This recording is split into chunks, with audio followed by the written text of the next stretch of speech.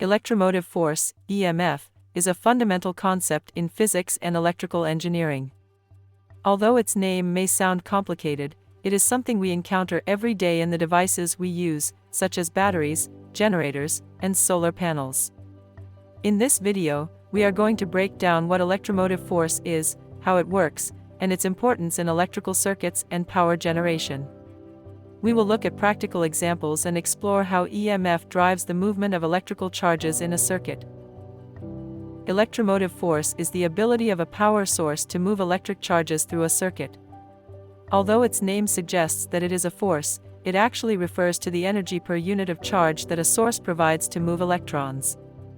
It is measured in volts and, in simple terms, we can say that it is the pressure that drives electrons to move in a circuit.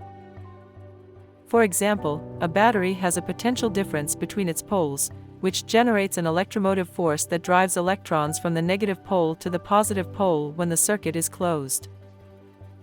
Electromagnetic fields can be generated in several ways, depending on the type of device that produces them. Batteries. In a battery, the electromotive force is generated by chemical reactions that create a potential difference between the electrodes. These reactions allow electrons to flow through the external circuit. Generators. In electric generators, the EMF is produced by electromagnetic induction. When a coil of wire moves through a magnetic field, a potential difference is generated that drives electrons to move. Solar cells. In solar panels, sunlight excites electrons in the semiconductor material, creating a potential difference and thus an electromotive force. Each of these methods takes advantage of different physical principles, but the result is the same: a power source that drives electrical charges in a circuit.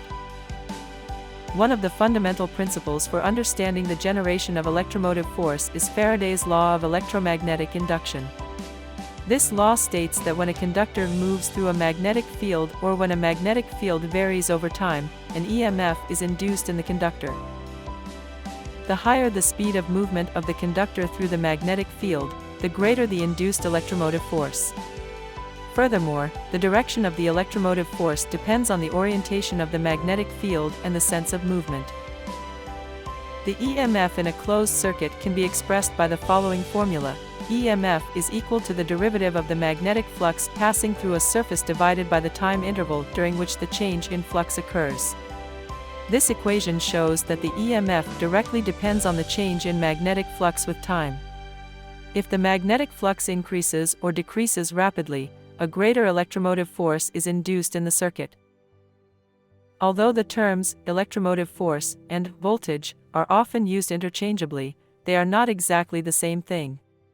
EMF is the energy per unit charge generated by a power source, such as a battery or generator, to drive loads through a circuit.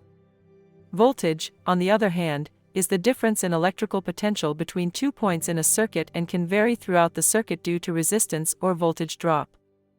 The EMF generated by a battery may be 12 volts, but as current flows through the circuit, the voltage measured at different points may be lower due to energy losses caused by resistances in the conductors. Electromotive force is essential in modern life.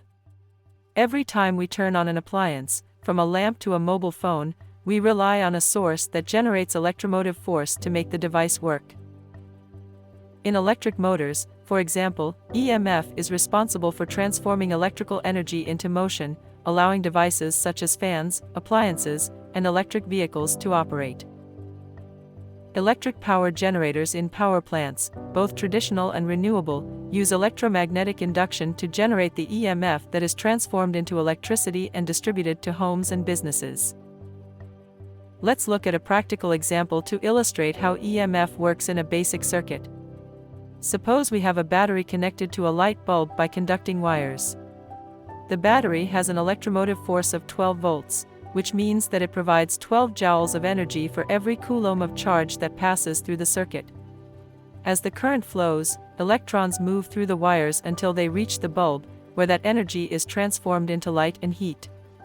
If we connect a resistor in the circuit, the EMF remains the same, but the voltage across the different components in the circuit will change due to the voltage drop. The generation of electromotive force has made enormous progress in recent years, especially in the field of renewable energy. Modern generators in wind turbines and hydroelectric plants use electromagnetic induction principles to produce electromotive force efficiently and sustainably. We have also seen advances in solar technology, where scientists are improving the efficiency of solar panels to generate more electrical energy from solar radiation, transforming it into electromotive force. Electromotive force is one of the fundamental pillars of electricity. Without it, it would be impossible to generate the movement of the electrical charges that power our devices and systems. Throughout history, we have developed multiple ways to generate electromotive force, from chemical batteries to electric generators and solar cells.